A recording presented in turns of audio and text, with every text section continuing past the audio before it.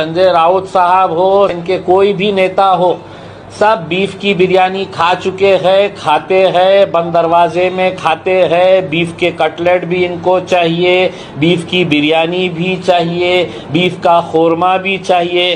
सब मज़े से उंगलियां चाटते हुए खाते हैं, लेकिन राजनीति की खातिर मजबूरी उनको ये बोलना पड़ता है। अब मैं जब बिरयानी के, बीफ के इतने डिशेस के नाम ले लिया, तो संजय राऊत जब सुनेंगे तो उनके मुंह से भी राल टपकेंगी। आपण जे खातो त्यानुसारच आपली बुद्धी काम करत असते असं आपले वडीलधारे म्हणतात, ते योग्यच आहे मित्रांनो। संजय राऊत जे बेताल वागतात, जे बिनबुडाचे आरोप इतरांवर करतात, ते असं बीफ खाल्ल्यामुळेच करत असावे। तसंही हा माणूस नशेडी आहे, गंजेडी आहे, हे अगोदर सुद्धा अनेक जण बोललेले आहेत। मात्र याच माणसाने म्हणजेच भोंगा राऊताने राजसाहेब ठाकरे यांना डिवचण्याचा प्रयत्न केला। या भोंगा राऊताचं म्हणणं असं आहे की तुम्ही जर ठाकरे असाल तर मी सुद्धा राऊत आहे, बाळासाहेबांनी मला घडवलेलं आहे। किती दादांत खोटं बोलता हो। या भोंगा राऊतने या अगोदरच स्पष्ट केलेलं आहे की मी बाळासाहेब ठाकरे यांचा शिष्य जरी असलो तरी मी शरद पवारांचा चेला आहे। सिल्वर ओक वर आपल्याला तुकडे मिळतील या अपेक्षेने हा माणूस इमाने इतबारे चाकरी करत असतो। कोमटरावांचा हा घरगडी कोण्या एकाचा इमानदार अजिबातच नाही। आता तर इम्तियाज जलील यांनी सुद्धा धडधडीतपणे स्पष्टपणे कॅमेऱ्यासमोर येऊन सांगितलं की हा माणूस काय खातो ते, आणि जाहीर सभेमधून हा आणि याचा मालक सांगतो की आम्हाला हिंदुत्व शिकवू नका म्हणून। हिंदुत्वात हे लिहिलेलं आहे का बीफ खा म्हणून? इम्तियाज जलील यांनी जे काही सांगितलेलं आहे त्यावर आता कोमटराव काय बोलणार,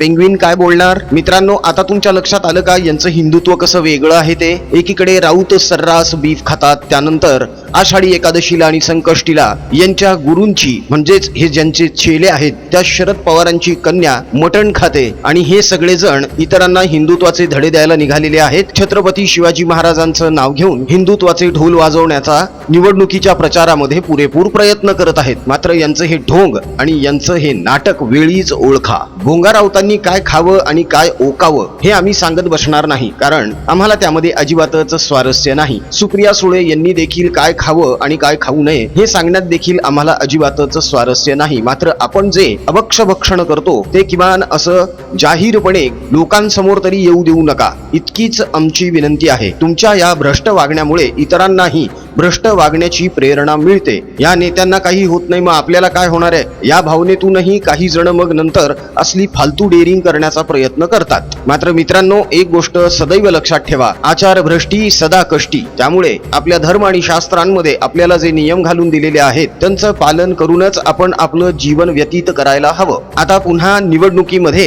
हे सगळेजण बेशरमपणे खोटा प्रचार करायला पुढे येणार आहेत, मात्र यांच्या खोट्या नरेटिव्हला अजिबात बळी पडू नका।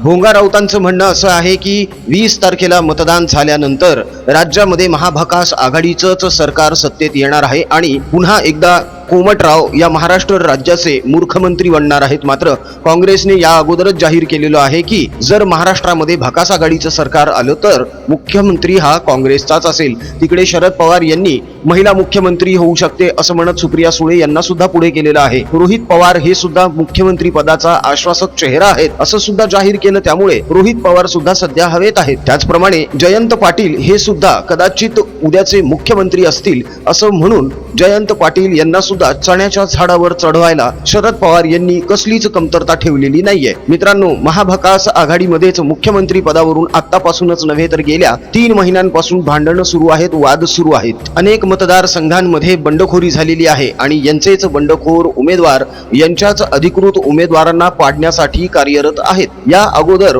भकास आघाडीच्या सभेतून बोलत असताना उद्धव ठाकरे यांनी आवाहन केलेलं होतं की पाठीत खंजीर खुपसू नका।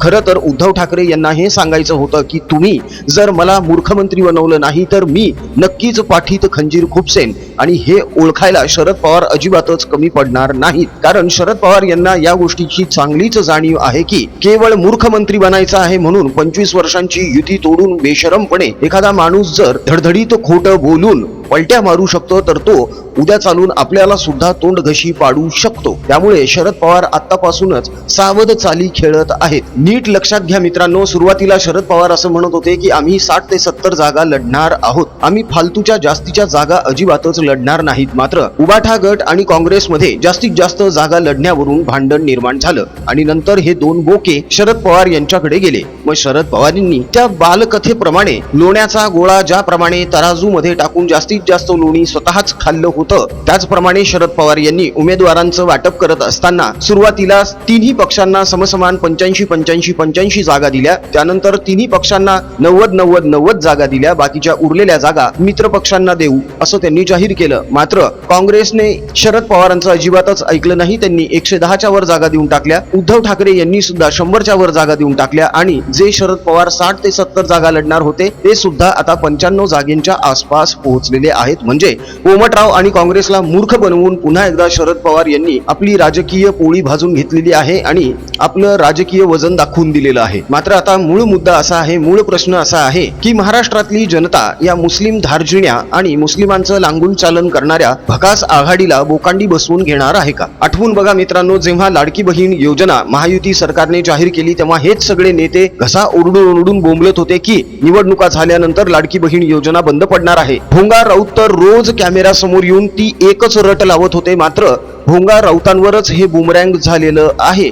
मध्य प्रदेश सरकारचा हवाला देत भोंगा राऊत असं बोललेले होते की मध्य प्रदेशमध्ये भारतीय जनता पक्षाचं सरकार आहे आणि त्यांनी सुद्धा लाडली बहना ही योजना आणलेली होती. मात्र ती निवडणुकीनंतर बंद पडली. पण मध्य प्रदेशचे मुख्यमंत्री यांनी स्वतः समोर येऊन खुलासा केलेला आहे की मध्य प्रदेशमध्ये भारतीय जनता पक्षाने सुरू केलेली लाडली बहीण योजना अजूनही सुरू आहे. आणि अनेक महिला भोंगा राऊत यांच्या या विधानानंतर संतापलेल्या आहेत, त्यांना राग अनावर झालेला आहे आणि त्या भोंगा राऊत यांच्या विरोधामध्ये आता पोलिसांमध्ये तक्रार दाखल करणार आहेत की भोंगा राऊत अत्यंत धादांत खोट पसरवत आहेत आणि राज्याची आणि मध्य प्रदेश सरकारच्या योजनेची खिल्ली उडवत आहेत आणि खोटी माहिती पसरवत आहेत. यासोबतच या योजनेला बदनाम देखील करत आहेत. भोंगा राऊतांवर मध्य प्रदेशामध्ये कुठल्याही क्षणी गुन्हा दाखल होऊ शकतो. भोंगा राऊतांनी महायुती सरकारला टार्गेट करत बसण्यापेक्षा सध्या स्वतःच्याच गटामध्ये जे काही चालू आहे ना त्याकडे लक्ष द्यावं. संभाजीनगरला यांनी दिलेला उमेदवार परत फिरलेला आहे. अनेक ठिकाणी यांच्या उमेदवारांनी एबी फॉर्म परत केलेले आहेत. यातूनच लक्षात येतं की अनेकांना लक्षात आलेलं आहे की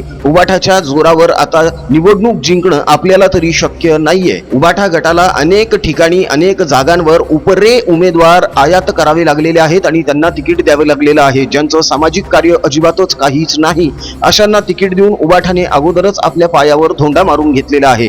यांना असं वाटतंय की लोकसभेप्रमाणेच यंदा सुद्धा मुस्लिम मतं आपल्याला पडतील. मात्र आता मुस्लिम मतांचं जे विभाजन होणार आहे त्यामुळे सगळ्यात जास्त फटका हा उबाठा गटालाच बसणार. आता यांना वाटत असेल की समजा मुस्लिम मतं कमी जरी पडली तरी मराठा समाज आहे ना आपल्या सोबत. अजिबात नाही. मराठा क्रांती मोर्चाला मूक मोर्चा म्हणणाऱ्या या भोंगा राऊताला मराठा समाज यंदा सुद्धा निवडणुकीमधून चांगलीच अद्दल घडवेल. कोमटरावांनी अजूनही जाहीर केलेलं नाहीच ना की आम्ही जर सत्तेत आलो तर मराठा समाजाला आम्ही ओबीसीतून आरक्षण मिळवून देऊ. हे उद्धव ठाकरे यांनी जाहीर केलंय का? नाही. शरद पवार यांनी जाहीर केलेलं आहे का? नाही. काँग्रेसनं जाहीर केलेलं आहे का? नाही. काँग्रेसच्या राहुल गांधी यांनी तर परदेशामध्ये दौरा करत असताना भाषण ठोकत असताना तर असं सांगितलंय की देशातच सध्या जे आरक्षण लागू करण्यात आलेलं आहे तेच स्क्रॅप करण्याचा आम्ही सध्या विचार करतोय. दलितांनो, ही गोष्ट तुम्ही नीट लक्षात घ्या. हा माणूस किती महाभयंकर आहे. केवळ मुस्लिमांचं लांगुल चालन करायचं आहे, मुस्लिमांचं हित बघायचं आहे म्हणून इतर जाती धर्मांवर अन्याय करायला हा माणूस अजिबातच मागे पुढे बघत नाही. तेव्हा